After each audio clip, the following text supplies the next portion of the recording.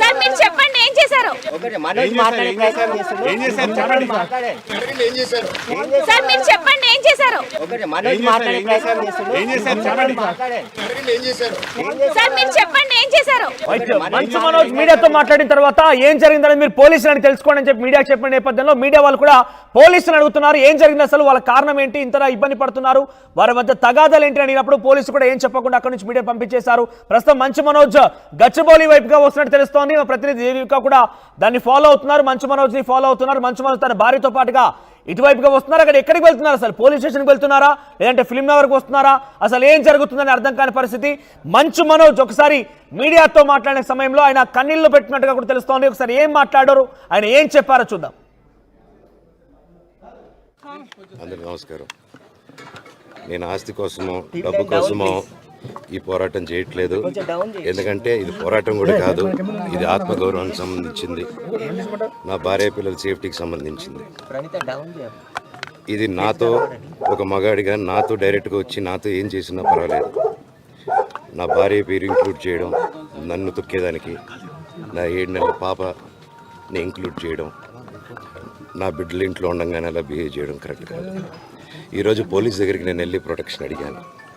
నేను మొన్న వచ్చి అడిగినప్పుడు మీకు అన్ని ఎవిడెన్స్లు ఇస్తాను, ఎస్ఐ గారు ఇక్కడి నుంచి వచ్చి నేను ఇస్తాను సార్ ప్రొటెక్షన్ చూపించాను, బౌన్సర్లు అందరూ అక్కడ దాక్కున్నారని చూపించాను. అది కొంచెం చూసి ఓకే సార్ మీరు ధైర్యంగా ఉండండి మేము ఎక్కడికి వెళ్ళట్లేదని చెప్పి మాట్లాడి పారిపోయారు. ఇప్పుడు కానిస్టేబుల్స్ వచ్చి అందరినీ నా మనుషులందరినీ భయపించి ఇప్పుడు వాళ్ళ పేర్లు తీసుకొని బెదరగొట్టి మా మనుషులు పంపించేసి వేరే బాడీ గార్డ్ లోపల పంపించున్నారు సార్. ఏం జరిగిందండి అసలు? గొడవలు జరగదు కాదు సార్. ఫస్ట్ డిపార్ట్మెంట్ ఎందుకు వన్ సైడ్ తీసుకుంటున్నారు కంప్లైంట్ తీసుకున్న తర్వాత? వాళ్ళకి ఏ అధికారం ఉంది? నా ప్రొటెక్ట్ చేసే మనుషులు పంపించేదానికి అధికారం ఏముంది? ప్రపంచంలో నా అందరినీ కలుస్తాను సార్, బయలుదేరుతాను. Thank you. అందరికీ నమస్కారం. యాప్ వార్తల్ని క్షణాల్లో చదివే అవకాశం ఉంటుంది. ఒక న్యూస్ పేపర్, ఒక టెలివిజన్ ఛానల్ మీ చేతుల్లో ఎప్పుడూ ఉంటాయి.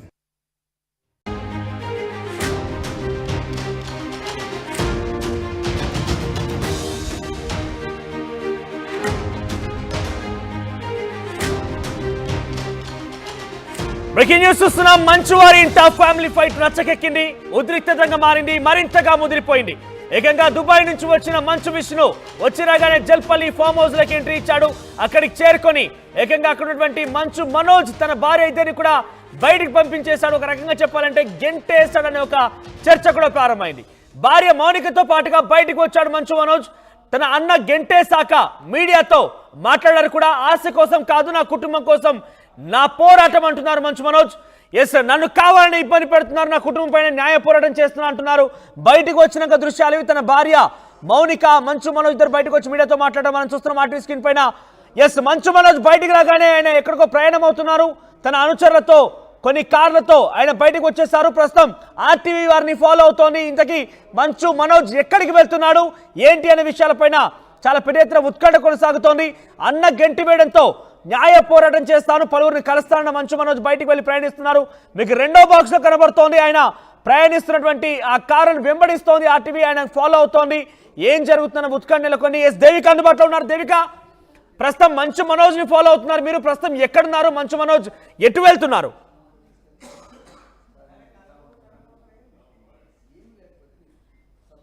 ఎస్, ఒకసారి దేవిక నుంచి అప్డేట్ తీసుకునే ముందు బయటికి వచ్చాక మంచు మనోజ్ తన ఆవేదన వ్యక్తం చేశారు.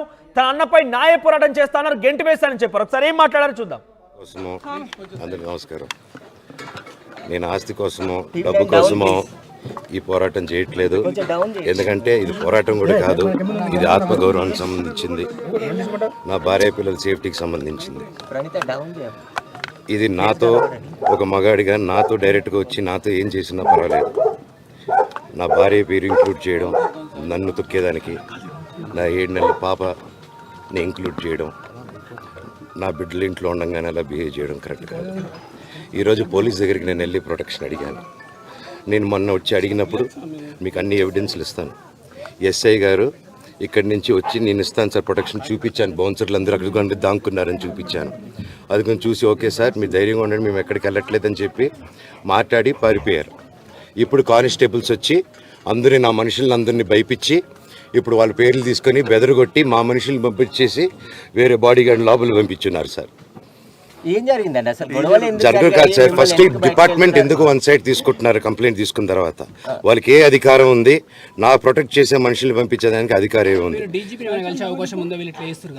ప్రపంచంలో నా అందరినీ కలుస్తాను సార్, బయలుదేరుతాను. అందరికి నమస్కారం.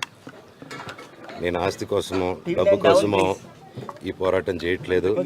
ఎందుకంటే ఇది పోరాటం కూడా కాదు, ఇది ఆత్మగౌరవానికి సంబంధించింది, నా భార్య పిల్లల సేఫ్టీకి సంబంధించింది. ఇది నాతో ఒక మగాడిగా నాతో డైరెక్ట్గా వచ్చి నాతో ఏం చేసినా పర్వాలేదు. నా భార్య పేరు ఇంక్లూడ్ చేయడం, నన్ను తొక్కేదానికి. ఎస్, మొన్న పోలీసుల ఫిర్యాదు తర్వాత అక్కడికి వచ్చినటువంటి పోలీస్ అధికారులు ఇక్కడ వారితో నాకు ఇబ్బంది ఉందన్నప్పుడు ఏం పర్వాలేదు, మీరు ధైర్యంగా ఉండండి, మీకు భరోసాగా ఉంటామని చెప్పినటువంటి పోలీసులు ఉన్న ఫలంగా చెప్పకుండా పారిపోయారు. ఆ తర్వాత ఇప్పుడు పోలీసులు నాకు రక్షణ ఇవ్వాల్సింది పోయి ఎట్టి పరిస్థితుల్లో పట్టించుకోవడం లేదు. ఎందుకు ఇంత వన్ సైడ్గా పోలీసులు వ్యవహరిస్తున్నారు? పోలీసుల తీరు పట్ల కూడా తనకు అనుమానంగా ఉంది, బాధ కలిగిస్తుందంటున్నారు మంచు మనోజ్. మరోవైపుగా జల్పల్లి ఫామ్ హౌస్ కు చేరుకోగానే వచ్చి రాగానే తనని తన భార్యని బయటికి పంపించాడు మంచు విష్ణు అంటూ కూడా ఆయన ఇండైరెక్ట్ గా చెప్పుకొచ్చారు. మరోవైపుగా ఒక మగాడిగా నేను ఎదుర్కొంటాను, నన్నే కాకుండా నా భార్య పైన కూడా ఈ రకంగా ప్రవర్తించడం చాలా ఇబ్బందికరంగా ఉంది, చాలా ఆవేదనకు గురి చేస్తున్నట్టు చెప్పుకొచ్చారు. మరి ఏంటి నెక్స్ట్ సిచ్యువేషన్ ఏంటి, ప్లాన్ ఆఫ్ యాక్షన్ ఏంటి అన్నప్పుడు అందరినీ కలుస్తున్నాను, ప్రపంచంలో అందరినీ కలుస్తానని మాట్లాడుకొచ్చారు. ఒక రకంగా ఆయన ఆవేదనతో కూడినటువంటి మాటలే మనకు కనబడుతున్నాయి. ఎస్, ఒకసారి మనం చూస్తున్న మా టీవీ స్క్రీన్ పైన రెండో బాక్స్ మీకు కనబడుతోంది. మంచు మనోజ్ బయటకు వచ్చి తన భార్యతో సహా బయటికి వెళ్ళిపోతున్నారు. ఆయన కొన్ని కార్లు తీసుకొని తన అనుచరులతోని తనకు సంబంధించిన వ్యక్తులతోని బయటికి వెళ్ళిపోతున్నారు. ఎక్కడికి వెళ్ళారేమో కానీ ఆయన బయటకు వెళ్ళిపోయారు.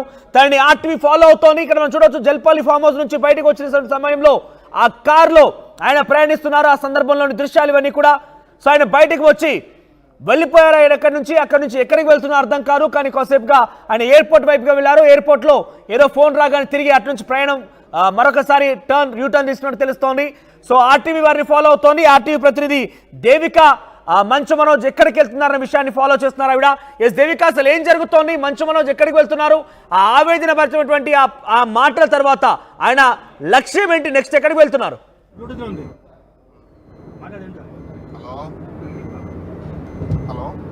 ఎస్ దేవిక, వినిపిస్తోందా? మంచు మనోజ్ ని ఫాలో అవుతున్నారు మీరు. ప్రస్తుతం మంచు మనోజ్ ఎక్కడికి వెళ్తున్నారు?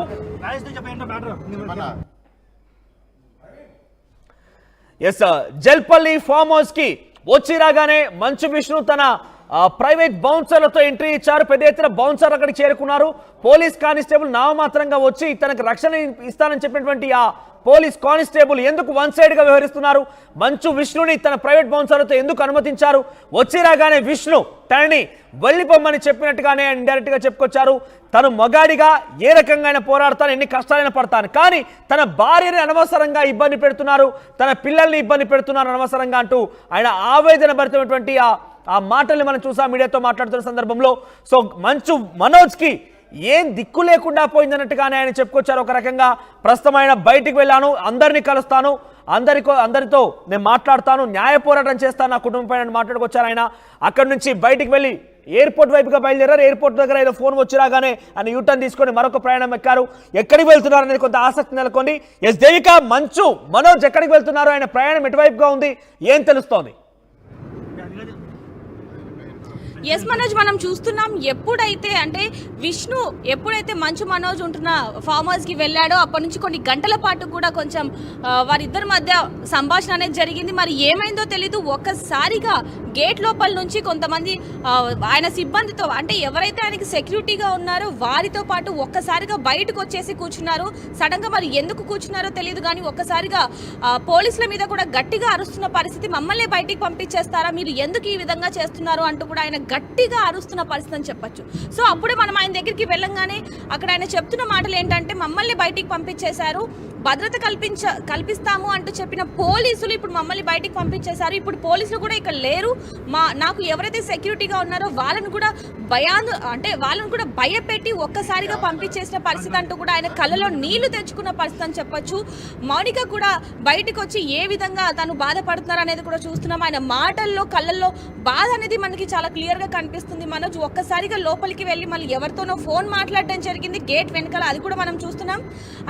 ఒక కొద్దిసేపటి తర్వాత కొన్ని క్షణాల్లోనే ఆయన శంషాబాద్ ఎయిర్పోర్ట్కి వెళ్ళడం జరిగింది. మరి అక్కడ ఏం జరిగింది, ఆయన ఈ ఫోన్లో ఎవరితో మాట్లాడారో తెలియదు. కానీ ఒక్కసారిగా మళ్ళీ ఆయన యూటర్న్ తీసుకొని ఒక్కసారిగా ORR మీదకైతే వెళ్తున్న పరిస్థితి ఇప్పుడు మనం చూస్తున్నాం. లైన్లో ఆయన కార్ని మనం చేస్ చేస్తున్నాము.